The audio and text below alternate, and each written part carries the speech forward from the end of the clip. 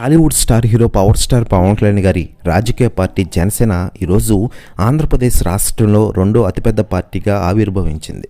మరోవైపు పవన్ కళ్యాణ్ గారు రాష్ట్ర రాజకీయాల్లో కీలకంగా వ్యవహరిస్తున్నారు. మరోవైపు ఆంధ్రప్రదేశ్ డిప్యూటీ సీఎంగా పలు రకాల సేవలు అందిస్తున్నారు పవన్ కళ్యాణ్ గారు.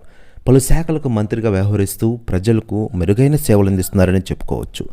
ముఖ్యంగా ఆంధ్రప్రదేశ్ అభివృద్ధికి బాటలు వేస్తున్నారు మన పవన్ కళ్యాణ్ గారు. కేంద్రం నుంచి ఆంధ్రప్రదేశ్కి రావాల్సిన నిధుల్ని ఆయన త్వరలో రప్పించి ఆంధ్రప్రదేశ్ అభివృద్ధికి బాటలు వేస్తున్నారని చెప్పుకోవచ్చు. ఇలా పవన్ కళ్యాణ్ గారు రాణిస్తున్న తీరును చూసి ఇతర రాజకీయ పార్టీ నాయకులు కూడా స్పందిస్తున్న విషయం తెలిసిందే. తాజాగా కాంగ్రెస్ చీఫ్ రాహుల్ గాంధీ గారు సంచలన వ్యాఖ్యలు చేశారట పవన్ కళ్యాణ్ గారి గురించి. ఆయన మాట్లాడుతూ పవన్ కళ్యాణ్ గారు ఆంధ్రప్రదేశ్ రాష్ట్ర రాజకీయాల్లో ఒక వెలుగుతున్నారు.